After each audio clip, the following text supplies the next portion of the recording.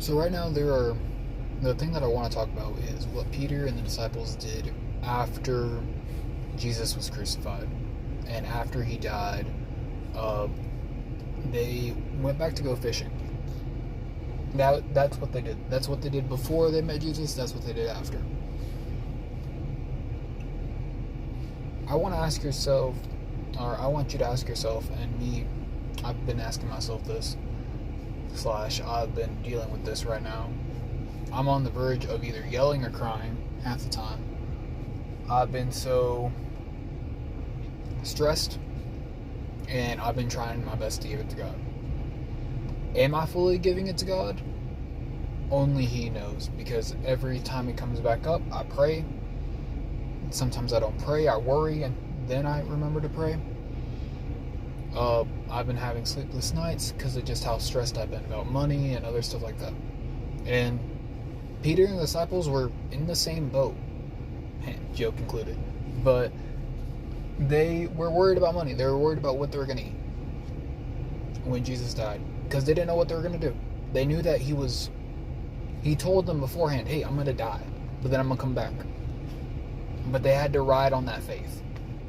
And let's just be honest, whenever we're waiting for the miracle to happen, by God, it's hard to have faith. By God, it's hard not to just wait, or just to cry, or just to go back to our old ways simply because it's easier. I've been struggling with that because I've been coming to terms with the fact of I own nothing, and everything that I have belongs to God. I never built myself up. I never did any of that.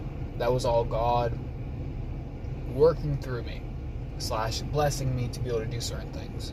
Because at the end of the day, we can't do nothing without His power. And I felt I have a bit of pride, more than a bit of pride. I have a lot of pride that I was the one that brought myself out of my own pit.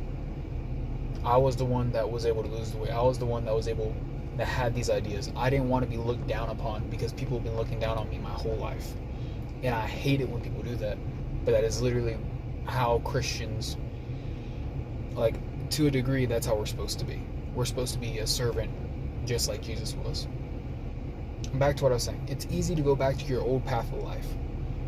That's what the disciples did, and that's what we tend to do whenever in the waiting season and trial. But I challenge you to, instead of doing that, to serve. And to serve joyfully.